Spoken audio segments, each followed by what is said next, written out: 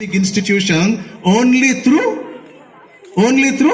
mathematics. Mathematics is a language of expressing the physics. Mathematics is a language of expressing chemistry. Mathematics also is a language of explaining our living environment. Not only that, it is mathematics is explaining everything that we talk about, the business world, the economic world, everything is being talked about mathematics. And that is the reason why our grandparents said mathematics is the mother of all sciences. Mathematics is the mother of all sciences. If you want to understand any science, physics, chemistry, electrical, whatever you talk about, anything if you want to understand, only way out for human beings like us is mathematics. So therefore, you must master the mathematics. Okay, he said that is on one side this thing. The other side, another statement he gave it.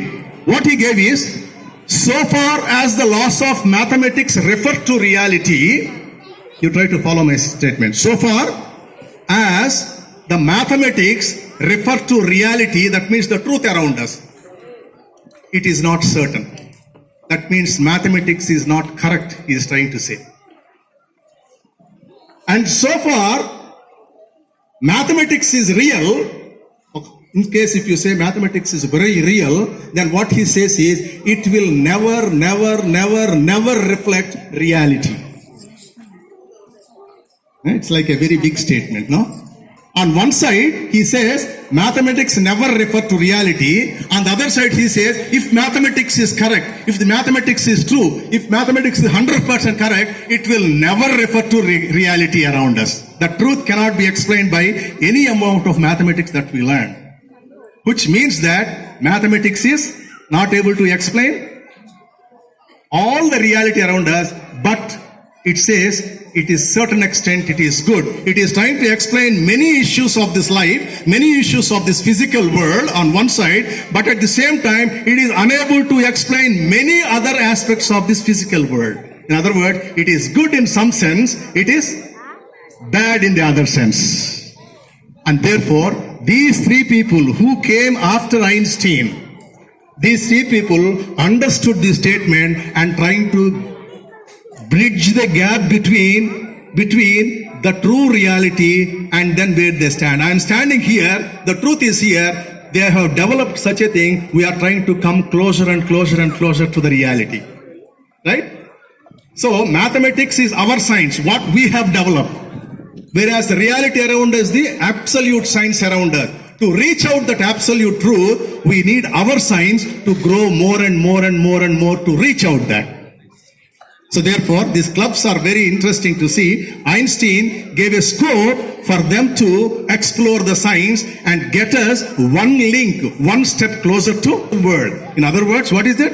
Mathematics is helping us. There is nothing, but we find everything what we require there in front of us. There is nothing really, but we see everything what we want in front of us. That is what we call virtual world. So anyway, this is a very big thing I'm talking about. I limit myself, my talk. So therefore, starting these clubs is a wonderful thing. And clubs in which if you really actively participate wholeheartedly with all your mind, spirit and body, if you follow this one, tomorrow you are going to be the creators of something. One piece of advice before going into anything else, I will give you a piece of advice. When you are in your schools, whatever your teachers teaches you, when you are in schools, whatever your teachers teaches you, they are right. They are correct. There is nothing wrong in what your teachers are giving us. You need not doubt their integrity. You need not doubt their teachings. You simply believe that. But before that, if you want to become a useful person in the society after you become old enough, after finishing your studies, if you want to become more useful to the society, first thing that you should learn is all the teachers, whatever they teach you, whatever they make you to learn, that is correct. There is nothing wrong in it. You need not find fault with your teachers. But when they teach you, the first quality each of the students should learn is a critical thinking you should develop. A critical thinking. What I mean by critical thinking? Why is it like this? How is it possible? Where it can be applicable? when it is not applicable, such kind of a questions, like a small child, inquisitive design. When I was a small, my daughter is very, very small, I was traveling to Hyderabad, it is an evening time. When it is an evening time, she was seeing the moon on the top of my house. In Warangal, NIT, I started there, the moon was there. I landed in Hyderabad after 3 hours, still the moon was there on that. And then my little daughter, without any hesitation, she asked me, Daddy, is the moon traveling with us? She also has come to Hyderabad. How is it possible? That was the question asked my daughter, young daughter, who was sitting by my side and looking at the skies. And such an inquisitive desire should be always there in your minds. Why is it? How is it? How the moon traveled from Warangal to one? With all my ignorance, I could say, yes, Baba, yes, Mama, moon is traveling with us. And she was satisfied, I am comfortable. Right? Even though there is nothing much I can tell that little girl. I cannot tell her mathematics. I cannot tell her what are global aspects and astronomical aspects. No, nothing. So therefore, the first thing that you should develop is a critical thinking. Why, how, when, where. By questioning that one, you are not questioning the integrity of your teachers. You are trying to find out the why it is happening like this, how it is happening like this. That is the first quality as a student. From first class onward, you should learn. For example, your teacher must have told you A is like this. Why A should be like this? Why A cannot be like this? Why A cannot be like this? This is the kind of inquisitive desire you should develop. There is a background in letters also, how they have come, scientific background, how the letters have formed in each language. Okay, forget about this one. The second quality that you should learn, you should practice day in and day out is creative outlook.